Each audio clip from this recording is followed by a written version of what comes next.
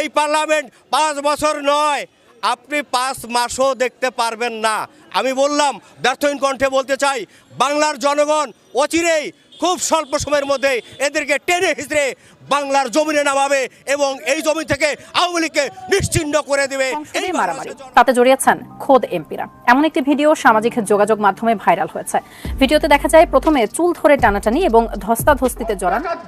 আর vote গণতন্ত্রকে খুন করে দেওয়ার এই লোকদের সংসদকে প্রত্যাখ্যান করছি। এটা জাতীয় সংসদ না, এটা 20 কোটি মানুষের সংসদ না, এটা বাংলাদেশের সংসদ না, এটা হচ্ছে বাংলাদেশের স্বাধীনতা সার্বভৌমত্বকে ডাকাতি করবার সংসদ, এটা গণতন্ত্রকে হত্যা করবার সংসদ, জাতীয় স্বার্থকে ক্ষুণ্ণ করবার সংসদ। শুধু চোর ডাকাতদেরকে পাওয়া যায়। বাংলাদেশের সবচেয়ে বড় বড় ডাকাতদেরকে যদি দেখতে চান, সংসদ ভবনে গিয়ে দেখেন। আসসালামু আলাইকুম সুপ্রিয় দর্শক বন্ধুরা, অবশেষে নানা জল্পনা কল্পনা শেষে সংসদের কাজ শুরু হয়েছে। তবে এই সংসদের কাজ শুরু হওয়ার পর থেকে এবার জেগেছে নানা সংশয়। দর্শক বন্ধুরা, সংসদ সদস্য জিএম কাদের তিনি বলেছেন এই সংসদ গ্রহণযোগ্য নয়। অন্যদিকে এবার এই সংসদের নানা অনিয়মকে কেন্দ্র করে এবার ব্যারিস্টার ফুয়াদ এমন কিছু চমৎকার তথ্য দিয়েছেন এবং তিনি অত্যন্ত চমৎকার কিছু বিষয় তুলে ধরেছেন। দর্শক বন্ধুরা, অন্যদিকে এবার বিএনপির নেতাকর্মীরা এই সংসদকে 5 মাসের মধ্যে বিলুপ্ত করার জন্য এমন কিছু কঠিন হুঁশিয়ারি দিয়েছেন রাস্তায়। অন্যদিকে এবার মালদ্বীপের একটি সংসদে সরকার দলীয় এবং বিরোধী দলীয় সংসদ সদস্যরা এমনভাবে ঝগড়া লেগেছিল, এমনভাবে মারামারি লেগেছিল, সেটাকে ঘিরে এখন বিশ্বজুড়ে তোলপাড় সৃষ্টি হয়েছে। তবে কি শেষ পর্যন্ত বাংলাদেশের সংসদেও এরকম হতে যাচ্ছে? তো দর্শক বন্ধুরা, চলুন আমরা সেই সকল বিষয়গুলো পরিপূর্ণ জেনে নেই। অবশ্যই ধৈর্য সহকারে পুরো ভিডিওটি দেখবেন, তাহলে এই সকল বিষয়গুলো পরিপূর্ণ বুঝতে পারবেন। 5 বছর নয়, আপনি 5 মাসও দেখতে পারবেন না। আমি বললাম, ব্যর্থহীন কণ্ঠে বলতে চাই, বাংলার জনগণ অচিরেই খুব স্বল্প সময়ের মধ্যে এদেরকে টেনে হিঁচড়ে বাংলার জমিনে নামাবে এবং এই জমি থেকে আওয়ামী লীগকে নিশ্চিহ্ন করে দেবে এই বাংলাদেশের জনগণ। তারেক রহমান প্রকাশ হাতে দেশের বাইরে থেকে উনি যে নেতৃত্ব দিচ্ছেন, আপনি জানেন কিনা জানি না, আমি তৃণমূলের একজন রাজনীতিবিদ, রাজনৈতিক কর্মী। আমাদেরকেও তারেক রহমান সবসময় ফোনে বিভিন্ন সময় আমাদের খোঁজ খবর নেন এবং তারেক রহমানের নেতৃত্বের প্রতি সারা বাংলার মানুষ একত্রিত আছে, সেটি অচিরেই আপনারা দেখতে পাবেন। এই কালো পতাকা হচ্ছে আওয়ামী লীগের শোকের মিছিল। এই শোকের মিছিল আওয়ামী লীগ করতে পারতেছে না। আমরা একটু দায়িত্ব নিয়ে আওয়ামী লীগের সেই শোকের মিছিলটা আমরা করতে যাচ্ছি। বিএনপি কখনোই ব্যর্থ হয় নাই। বিএনপি এবার দেখিয়ে দিয়েছে বাংলাদেশের সমস্ত জনগণ, 18 কোটি জনগণ এই বিএনপির পক্ষে ছিল এবং সে কারণেই জনগণ কিন্তু ভোট দিতে আসেনি। তাহলে বিএনপির আন্দোলন কিভাবে ব্যর্থ হলো? এটা আমার পাল্টা প্রশ্ন আপনাদের কাছে।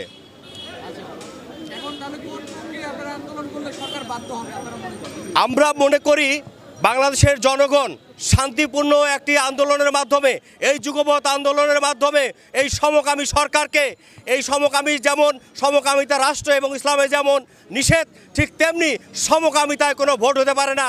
আমরা আর মামুরা এবং আমি ডামি এবং স্বামীরা এই রকম ভোট দিয়ে কোনো সরকারের টিকে থাকার কোনো বিধান কোথাও আছে বলে আমার জানা নেই।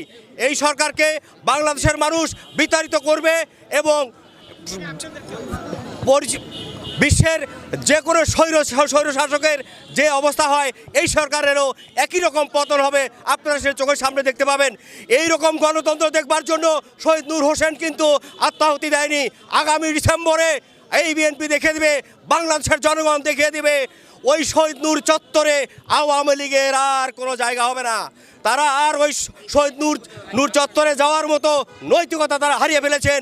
এই গণতন্ত্রকামী মানুষ সেখানে এই বাংলাদেশে আর আওয়ামী লীগকে দেখবে না, এটি আমি নিশ্চিত করে আপনাদেরকে বলতে পারি। ভোট ডাকাতদের আর ভোট গণতন্ত্রকে খুন করে দেওয়ার এই লোকদের সংসদকে প্রত্যাখ্যান করছি। এটা জাতীয় সংসদ না, এটা 20 কোটি মানুষের সংসদ না, এটা বাংলাদেশের সংসদ না, এটা হচ্ছে বাংলাদেশের স্বাধীনতা সার্বভৌমত্বকে ডাকাতি করবার সংসদ, এটা গণতন্ত্রকে হত্যা করবার সংসদ, জাতীয় স্বার্থকে ক্ষুণ্ণ করবার সংসদ। শুধু চোর ডাকাতদেরকে পাওয়া যায়। বাংলাদেশের সবচেয়ে বড় বড় ডাকাতদেরকে যদি দেখতে চান, সংসদ ভবনে গিয়ে দেখেন। বিসমিল্লাহির রহমানির রহিম। প্রিয় দেশবাসী, আসসালামু আলাইকুম। আজকে এমন একটা দিনে বাংলাদেশে এই ভোট চোর আর ভোট ডাকাতদের সংসদ অধিবেশন বসছে। সেই দিনটা হচ্ছে 1972 সালের এমন একটা দিন যেই দিনে বাংলাদেশে স্বাধীন রাষ্ট্রে প্রথম গুম সংঘটি হয়েছিল। আপনারা জানেন, বাংলাদেশ অথবা পূর্ব পাকিস্তানের শেষ জামানাতে জহির রায়হান নামে খুব বিশিষ্ট একজন চলচ্চিত্রকার ছিলেন। তিনি কালজয়ী অনেক সিনেমা বানিয়েছেন। বাংলাদেশের সিনেমা জগৎকে যিনি আলোড়িত করেছেন, সম্মানিত করেছেন।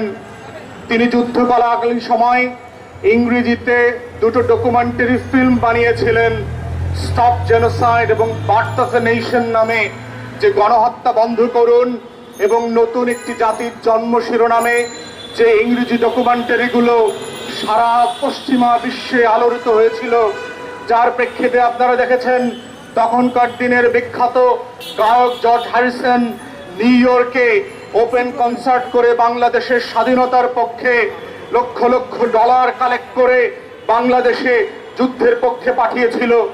ঠিক সেই বিশিষ্ট চলচ্চিত্রকার যেদিন ফিরে আসলেন 18ই ডিসেম্বরে, উনি জানলেন তার 2 দিন আগে ওনার অগ্রজ ভাই শহীদুল্লাহ কায়সারকে কিডন্যাপ করা হয়েছে এবং উনি ঢাকা শহরের বিভিন্ন জায়গায় তল্লাশি করে ইতিমধ্যে জানতে পারলেন যে ওনার ভাইকে হত্যা করবার জন্য যারা দায়ী, যাদের উপর দোষ চাপানো হয়েছে যে পাকিস্তানিরা নাকি হত্যা করেছে, রাজাকার আল বদররা নাকি হত্যা করেছে, উনি জানতে পেরেছেন শহীদুল্লাহ কায়সার থেকে শুরু করে অনেক বুদ্ধিজীবী হত্যার পিছনে বাংলাদেশের বহুত নিজস্ব বাঙালি নামধারী গুন্ডা পান্ডা বাটপাররা জড়িত ছিল।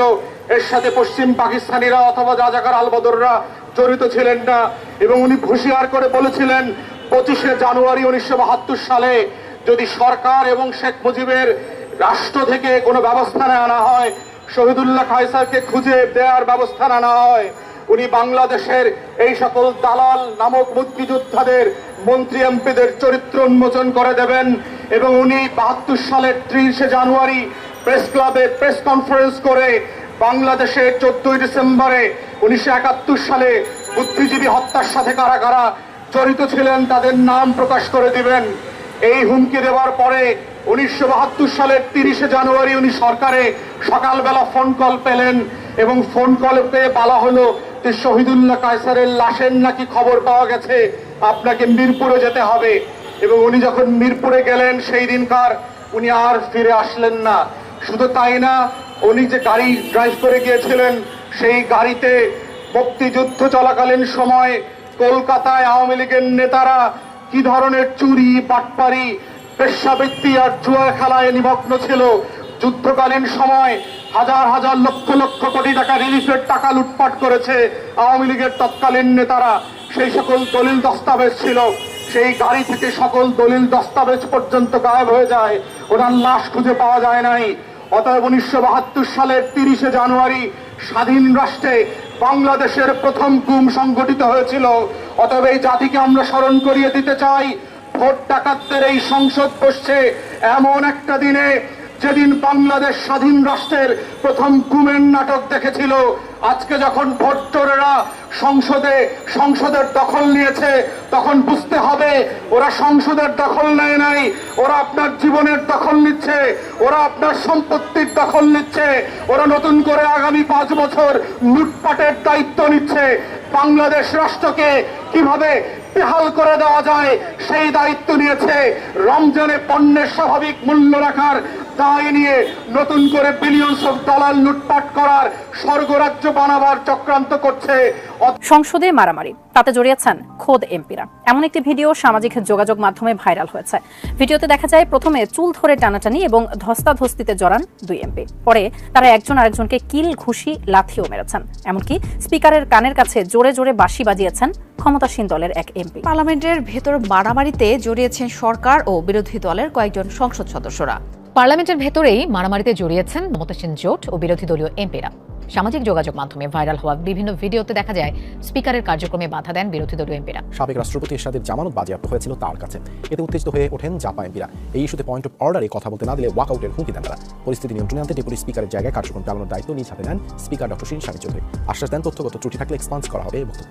মাননীয় সদস্য, আপনি অন্য সময় ফ্লোর নিয়ে কথা বলবেন, আমার সময় আর একজন বক্তৃতা দেবে কিভাবে? মাননীয় স্পিকার, মাননীয় সদস্য, জনাব মোতাহার হোসেন,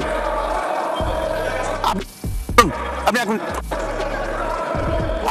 কাজী ফিরোজ রশিদ 1 মিনিট বলুন। এইটা থেকে এক্সপেন্স করতে হবে, ক্ষমা চাইতে হবে। মাননীয় সদস্যবৃন্দ, মাননীয় সদস্যবৃন্দ, মাননীয় স্পিকার, চলে যাবো, চিৎকারের দরকার নাই, আমরা চলে যাবো, চিৎকারের দরকার নাই, আমরা চলে যাবো। মাননীয় স্পিকার, এই ভাই দাঁড়ান, আমি কথা বলি একটু, প্লিজ একটা মিনিট। পরিস্থিতি বিবেচনায় অধিবেশন কক্ষে ছুটে আসেন স্পিকার ডক্টর শিরিন শারমিন চৌধুরী।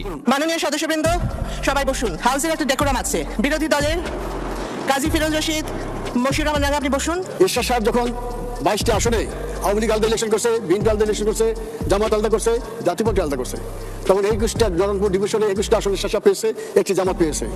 তো দর্শক বন্ধুরা, আপনারা হয়তো পুরো ভিডিওটি দেখে এবং এই সকল কথাবার্তাগুলো শুনে অবশ্যই বুঝতে পেরেছেন অবশেষে বাংলাদেশের সংসদের এই সকল নানা অনিয়মকে কেন্দ্র করে এবং সেই সাথে বাংলাদেশের এই সংসদ সদস্যরা এবং সংসদ সদস্যদের এই সকল বিষয়গুলোকে কেন্দ্র করে ব্যারিস্টার ফুয়াদ অত্যন্ত চমৎকার কিছু কথা বলেছিলেন। আপনারা হয়তো ইতিমধ্যে এই সকল কথাগুলো শুনে অবশ্যই বুঝতে পেরেছেন বাংলাদেশের সংসদেও হয়তো এরকম হতে পারে। তো দর্শক বন্ধুরা, আপনারা পুরো ভিডিওটি দেখে এবং এই সকল কথাবার্তাগুলো শুনে আপনারা কি বুঝতে পেরেছেন? তবে কি শেষ পর্যন্ত অতি শীঘ্রই এই সংসদ বিলুপ্ত হয়ে নতুন কোনো নির্বাচন হতে চলেছে? এ বিষয়ে আপনাদের কি মতামত অবশ্যই কমেন্ট করে জানিয়ে দেবেন। তো দর্শক বন্ধুরা, ভালো থাকুন, সুস্থ থাকুন। আল্লাহ হাফিজ। আসসালামু আলাইকুম রহমতুল্লাহ।